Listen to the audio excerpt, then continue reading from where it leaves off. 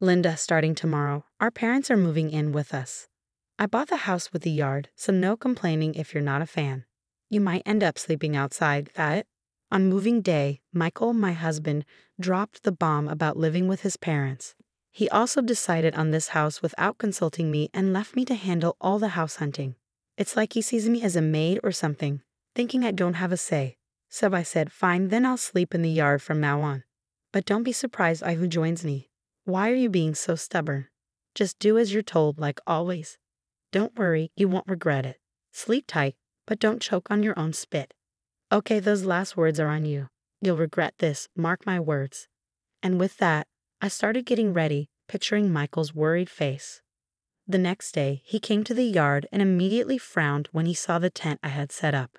He stopped in his tracks, looking puzzled as he approached. Linda, why are you pitching a tent? You said you'd sleep in the yard, so I'm just using my camping tent.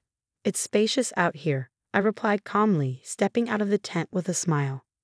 Michael frowned even more and muttered, You'll regret this. Sleep however you like, but don't say I didn't warn you. He didn't think I actually sleep outside. You're ridiculous, you know. Even if you like camping, setting up a tent in your own yard is just embarrassing. Michael mocked with a smirk, but I stood my ground, ready for my comeback against him. My husband still had that smirk on his face, but inside I was quietly amused. Just then, my in-laws arrived. They seemed taken aback by the sight of the tent, whether they understood what was going on or not. I felt a bit relieved, hoping their presence might calm my husband down a bit. When I greeted them, they looked puzzled and asked about the tent. Linda, why is there a tent in the yard? Are you planning a camping trip? They inquired, clearly curious. Before I could respond, my husband jumped in. Oh, Linda wanted to sleep outside. She's a big fan of camping, you know, he said, smoothly lying through his teeth. I couldn't believe how composed he was while deceiving them. But my in-laws accepted it without much fuss, knowing my love for camping. Just be careful not to catch a cold, they said with concern before heading into the house. Now, go make dinner, and don't say anything unnecessary to my parents, all right? My husband resumed his usual commanding tone after the in-laws left, but I shot back, sure thing. I'll cook for 5 then. Can a housewife even count? It's just the 4 of us. You, me, and my parents. Stop being dense and start cooking. You're getting on my nerves. Grumbling, my husband made his way to the new house. Suddenly, he froze in shock as a man emerged from the tent, unzipping it slowly. The yard fell silent. My husband's face registered a mix of confusion and astonishment. He tried to speak but couldn't find the words. Sorry to intrude, the man said. Why is Jim here? What's happening? This man was my husband's boss, Jim, someone my husband couldn't underestimate. It was understandable that he was taken aback to see Jim coming out of the tent where I had slept. Could it be that Linda and Jim are having an affair? Remember what Linda said yesterday, don't regret whoever I sleep with. Is she referring to an affair? What do you mean? That's not possible. Jim just got here about 30 minutes ago. I also enjoy camping. I was simply waiting in the tent until Masayoshi woke up, my husband explained, his face draining of color as if he could hear the gravity of the situation. Our private conversation had been overheard by Jim.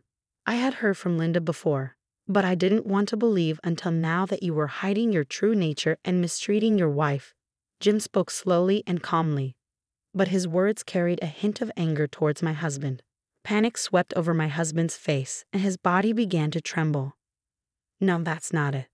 I was just being a bit firm. It's not mistreatment or anything. Just firm, he stuttered, but it didn't seem convincing to me. There was a clear tone of malice and superiority in his words. What had Linda done to deserve this? Jim's voice grew increasingly heated, causing my husband to shake even more. The arrogance he had displayed earlier, mocking me, had vanished. He seemed like a mouse cornered by a cat, frozen in fear. I can't believe this, Michael. You do great work at the company, but to treat your wife like this, I'm frankly disappointed. I never meant to mistreat my wife.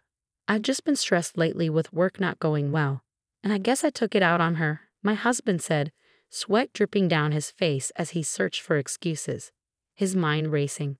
Despite what Jim said earlier, my husband was highly respected at work, not just for his job performance but also for his character.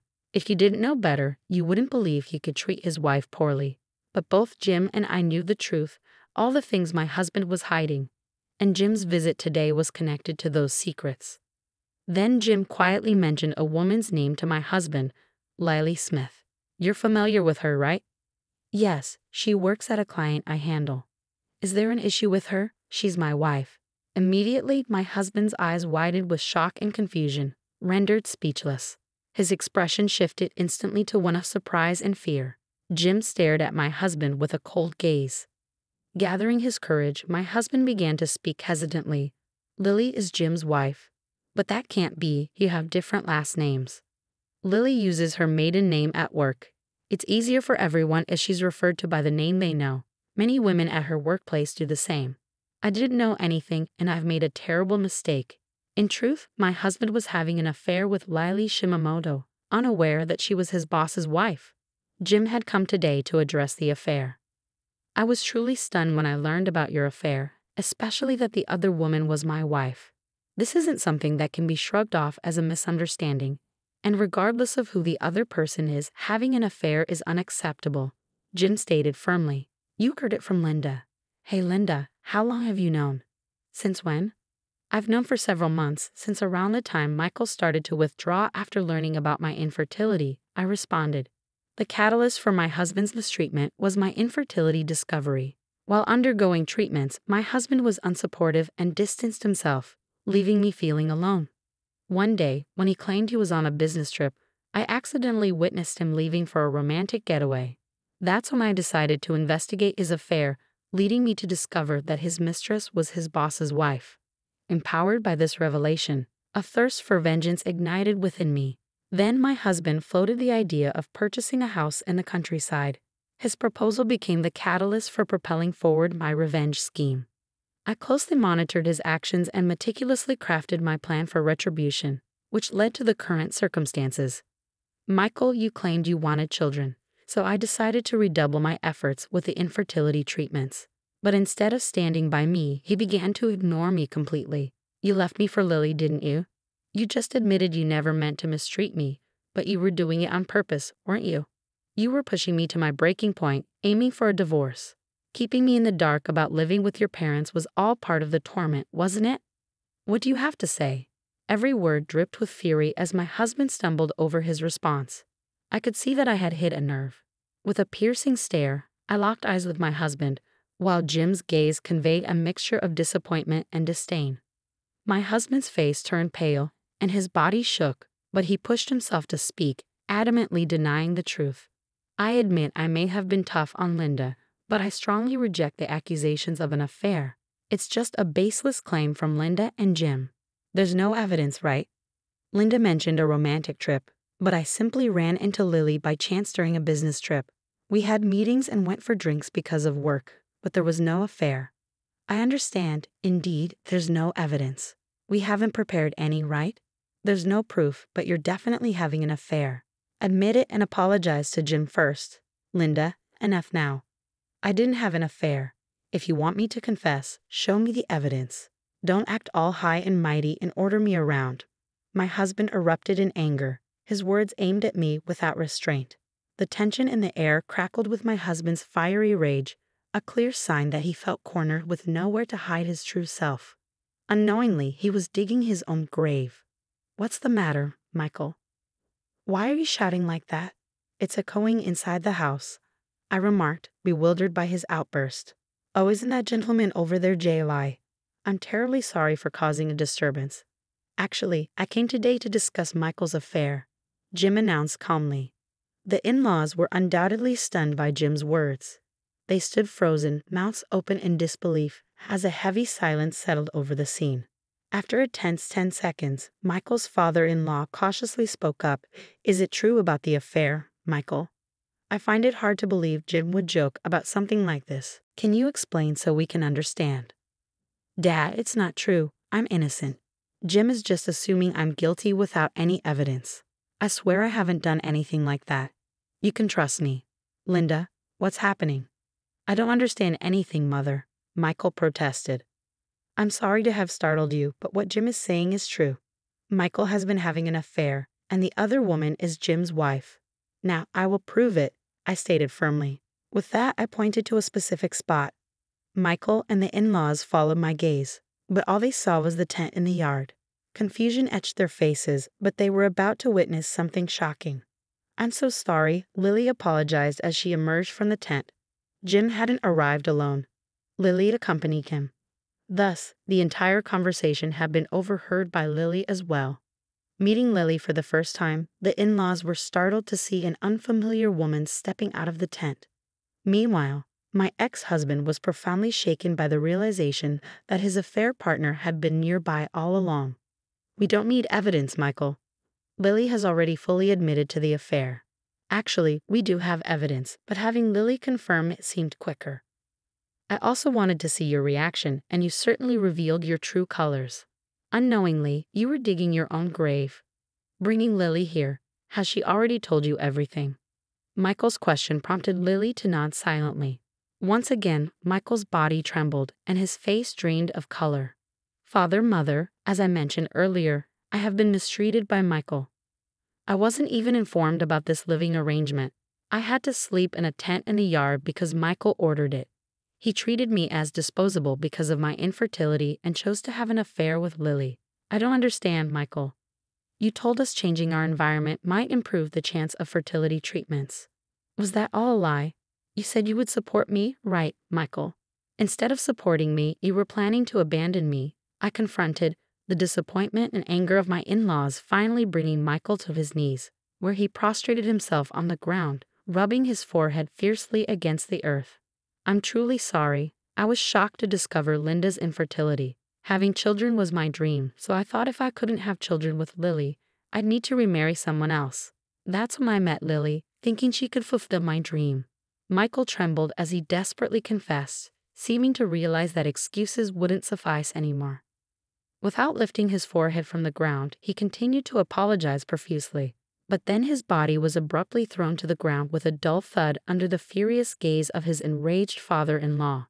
"Linda wanted children too, didn't she? Have you ever considered her feelings? Being unable to conceive, do you think of your wife as property to be discarded when no longer needed? What do you say, Michael? Answer me." My father-in-law's usual gentleness replaced by a rage I had never seen before. Yet his face betrayed a profound sadness.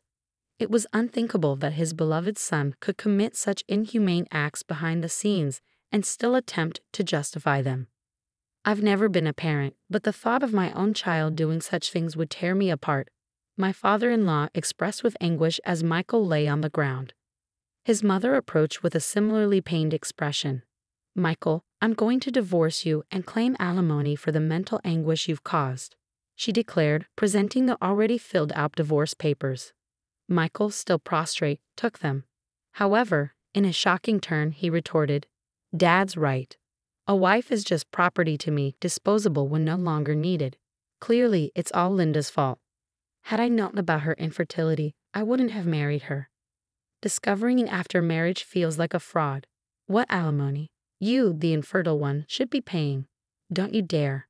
My father-in-law grabbed Michael by the collar again, ready to confront him physically, but I stepped in.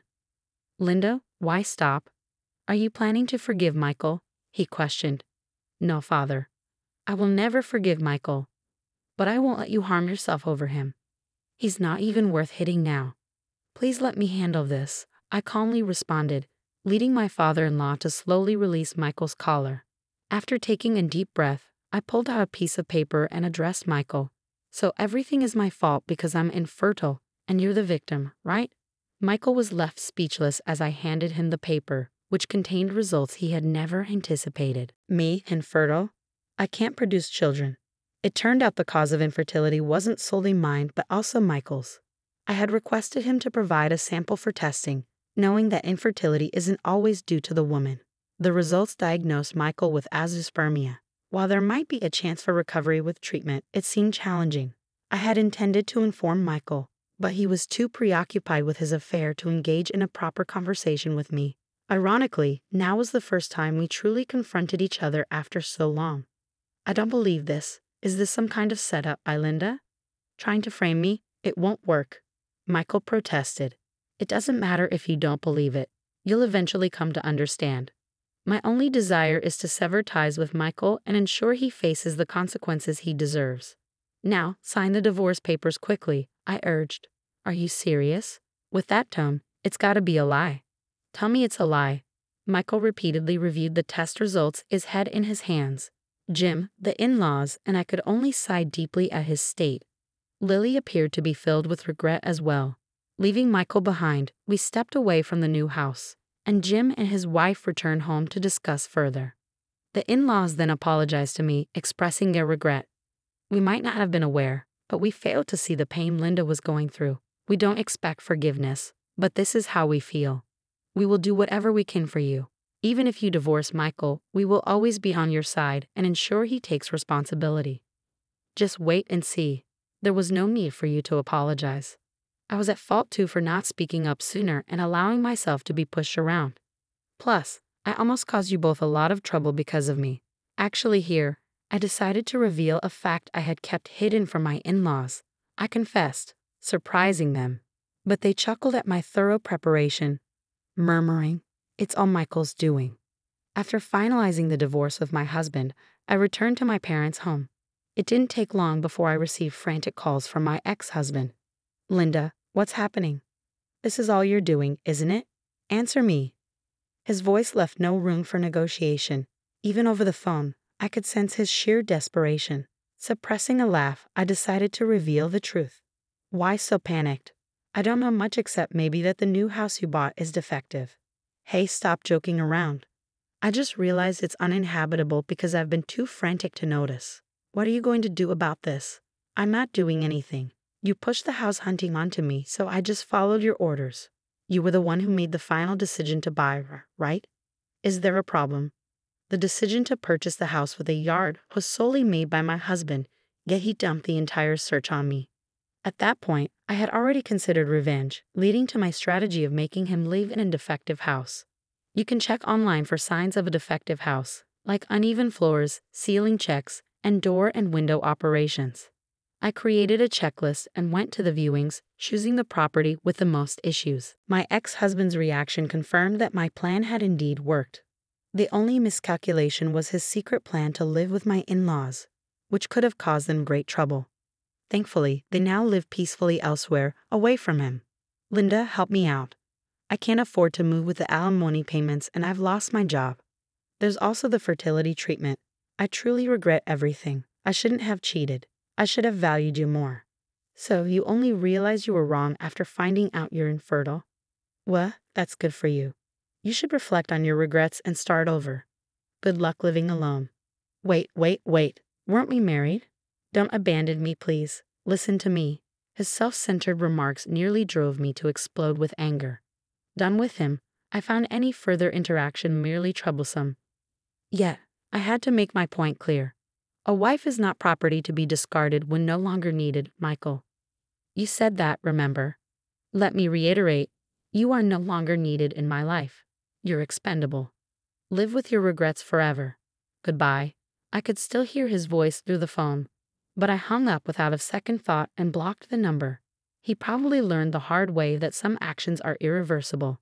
As for me, I started a blog and created videos about camping, enjoying a side income while engaging in my hobby.